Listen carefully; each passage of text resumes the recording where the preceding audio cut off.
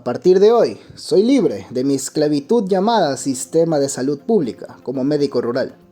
Y lo primero que quiero hacer es contarles historias de lo que viví. Lógicamente no me alcanza en un solo video para contarles todas, así que les contaré un par de las interesantes. Déjenme empezar contándoles cómo me llamaron la atención por salvar una vida. Mi horario laboral es de 8 horas y media, lo que significa que empiezo 8 am en punto y termino a las 4:30 pm en punto.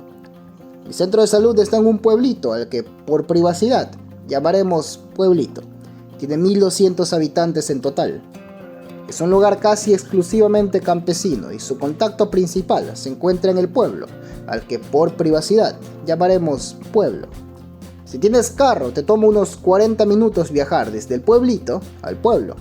Y hay un transporte público que toma 1 hora más o menos.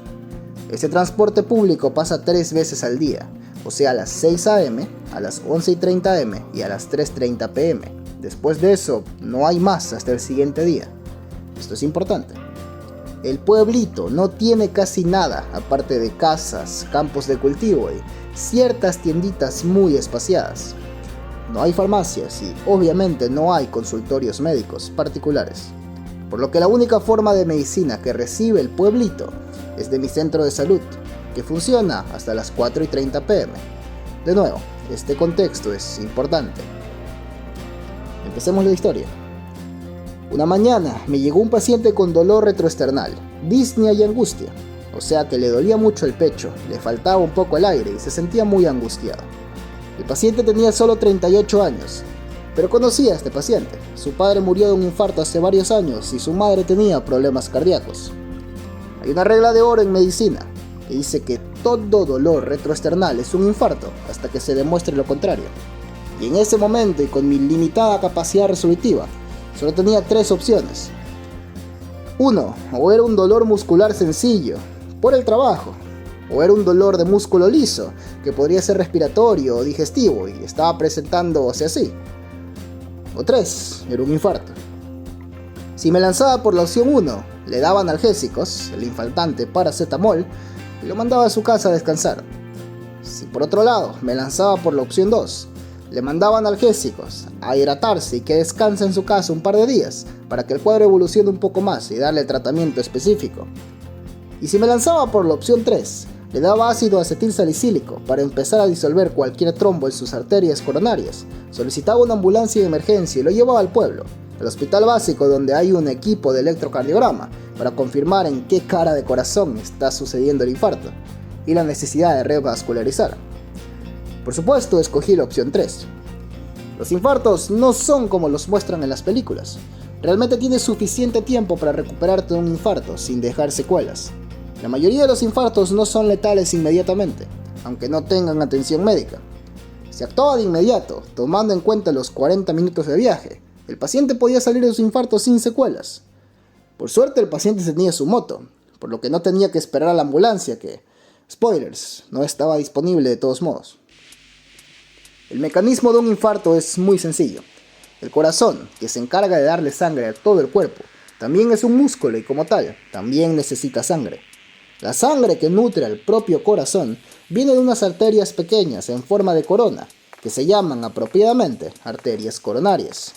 Cuando una de estas arterias o sus ramitas se tapa, se deja de llegar sangre a esta parte en específico del corazón, y las zonas sin sangre se mueren. La forma en la que se forman estos tapones es por un mecanismo llamado agregación plaquetaria, que algún día quizás lo explique a fondo. Por ende, la mejor medicación para evitar esta agregación plaquetaria es de una familia de medicamentos llamados antiagregantes plaquetarios. El más usado es el ácido acetil salicílico, conocido popularmente como aspirina. Aunque no lo crean, es muy común que una simple aspirina de 100 miligramos debajo de la lengua detenga completamente un proceso de infarto. No elimina ese tapón en la arteria por completo, pero lo disuelve lo suficiente para que la sangre empiece a fluir de nuevo. Y aquí podía apostarme a eso y decir al paciente que se tome la aspirina y vaya a su casa a descansar. Pero decidí asegurar todas las esquinas, darle 2 aspirinas, una que se tome ahora, en el camino, y otra que se tome cuando llegue al hospital. Le di su documento de referencia, que será más importante más adelante, y se fue. Al final resultó que el paciente sí estaba teniendo un infarto. La aspirina ayudó a la revascularización y salió del peligro. En el electrocardiograma no había evidencia de daño permanente y regresó. El que no salió de peligro fui yo. Me llamaron la atención por enviar a un paciente con diagnóstico de infarto, cuando ya no estaba técnicamente infartándose. No recibió la atención médica ni exploración necesaria en el hospital. Solo lo regresaron. Una vez que regresó, le terminé su tratamiento antiplaquetario y ahora está aparentemente bien. Y si has llegado hasta aquí, quiere decir que probablemente te gusta lo que estás viendo. Por eso te pido que te tomes la molestia y le des al botón de like. Considera esto como una pausa para que comentes algo antes de seguir. ¿Recuerdas que mencioné el documento de referencia? Pues es un documento que ayuda a enviar formalmente un paciente desde un centro de salud a un hospital, para resumir sus funciones. Resulta que si algo en el documento de referencia no encaja, pueden negarse a recibir al paciente y regresarlo, lo cual me impactó mucho. La primera regla de la atención médica en el país es que no puedes negar la atención médica a un paciente. Pero aparentemente una referencia no es considerado un paciente, sino más bien un proceso administrativo. Por lo que enviar a un paciente al hospital por cualquier motivo es un dolor de cabeza para ti y para el pobre paciente, porque cualquier corrección es un día perdido. Por supuesto, esto me indignó y me puse a leer más sobre las leyes.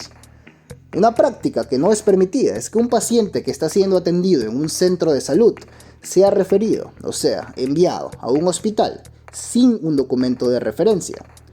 Pero ¿qué pasa si un paciente va al hospital sin antes pasar por cualquier centro de salud? O sea, por su propia voluntad. Entonces el hospital se ve obligado nuevamente a darle su atención médica en ese momento. Y esto lo pondremos a prueba con este caso.